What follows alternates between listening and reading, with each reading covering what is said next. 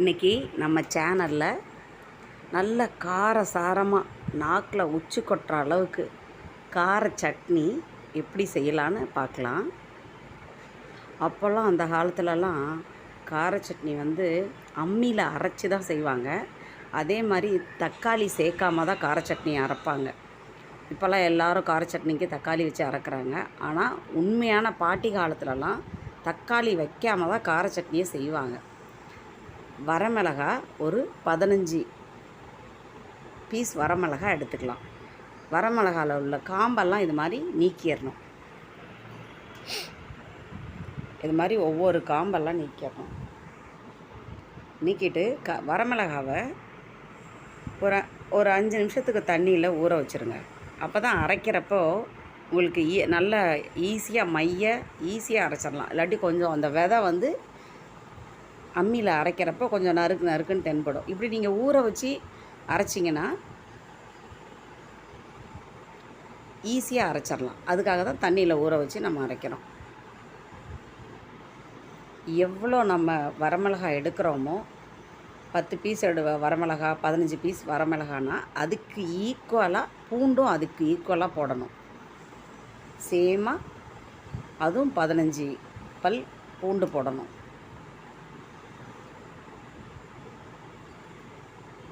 இது பூண்டோட தோலெல்லாம் உரித்து நம்ம எடுத்து வச்சுக்கலாம். இப்போது எல்லாருமே அம்மியில் வீட்டில் இருக்க லேடிஸ்லாம் அம்மியில் அரைக்க மாட்டாங்கன்னு சொல்கிறாங்க. ஆனால் உண்மையாலுமே அம்மியில் அந்த காலத்தில் அரைச்சாங்கன்னா அந்த காலத்தில் உட்காந்து அரைச்சாங்க. அதனால் அம்மியில் எல்லா லேடிஸும் அரைச்சாங்க. ஆனால் இப்போ இருக்க கிச்சன்லாம்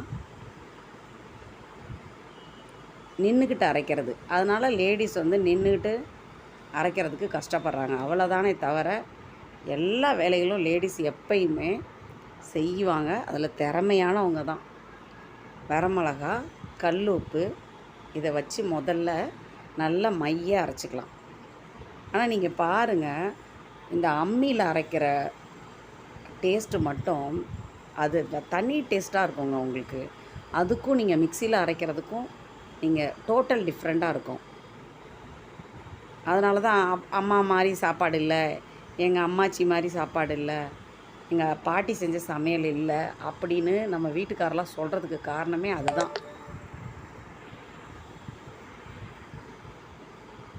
அந்த மிக்சியில் அரைக்கிறப்போ அந்த டேஸ்ட் வர்றதில்லை.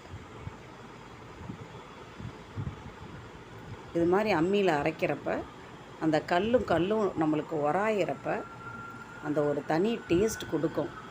அதனால தான் மாவெல்லாம் கல்லில் அரைச்சாங்க. இதெல்லாம் அந்த காலத்தில் கல்லில் அரைக்கிறது தனி ஒரு டேஸ்ட்டு கொடுக்கும்.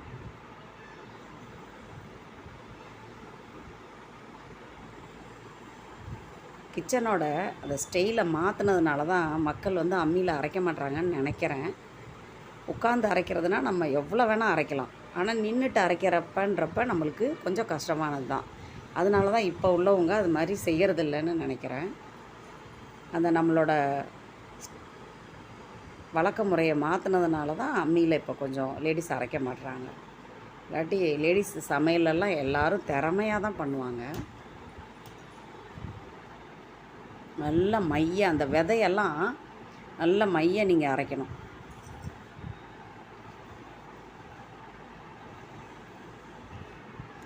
இந்த கல் கூட கொஞ்சம் சின்ன கல். இப்போ எங்கள் அம்மா வீட்டிலலாம் பெரிய பெரிய கல் போட்டிருப்பாங்க. அதிலெல்லாம் ஈஸியாக 5 நிமிஷத்தில் அரைச்சிடலாம். இப்போது வரமிளகா உப்புக்கல் அரைச்சாச்சு. அடுத்தது பூண்டையும் அதோடு சேர்த்து நைஸாக அரைச்சிக்கலாம்.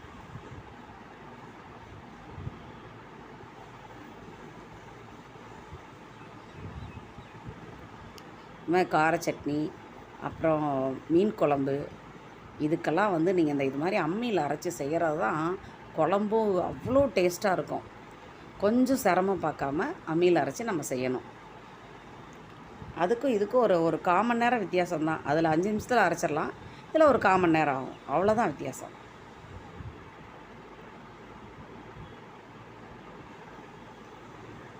நல்லா நைஸாக அரைக்கணும்.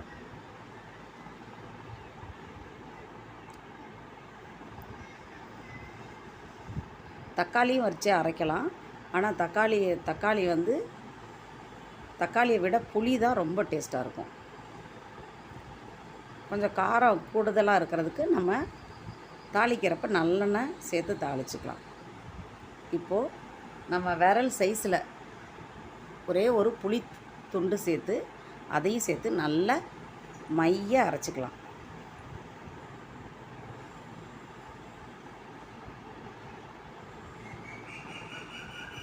இது மாதிரி ஒரு தடவை பண்ணி பாருங்கள்.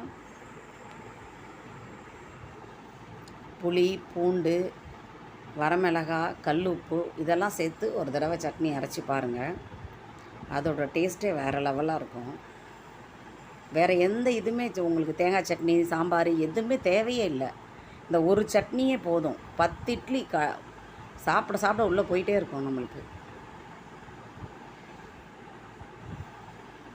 நீங்கள் இதை பார்த்தோன்னா ரொம்ப பயங்கரமாக சாப்பிடவே முடியாத அளவுக்கு காரம் இருக்குன்னு நினைக்காதீங்க. நம்ம நல்லெண்ணெயில் தாளிக்கிறதுனால அந்த காரத்தை அடைக்கிறோம். அதனால் நீங்கள் பயப்பட தேவையில்லை. நீங்கள் சாப்பிட்டு பார்த்தீங்கனாலே உங்களுக்கு தெரியும். அவ்வளோதாங்க, அரைச்சி எடுத்தாச்சு. இதை இப்போ நம்ம தாளிக்க போகிறோம். எவ்வளோ நைஸாக அரைச்சாச்சு பாருங்கள்.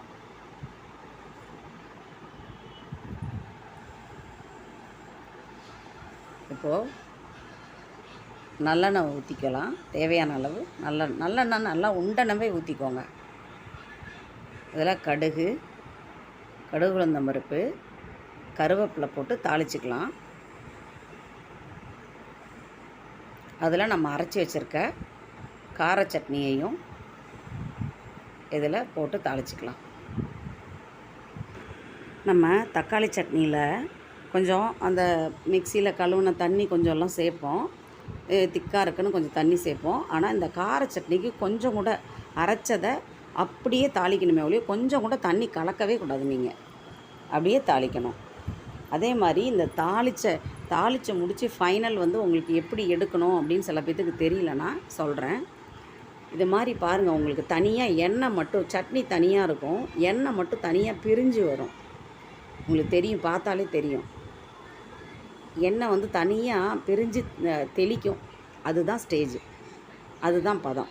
அந்த டைமில் ஃபைனலாக கொத்தமல்லி தழை தூவி சட்னியை இறக்கிற வேண்டியதுதான்.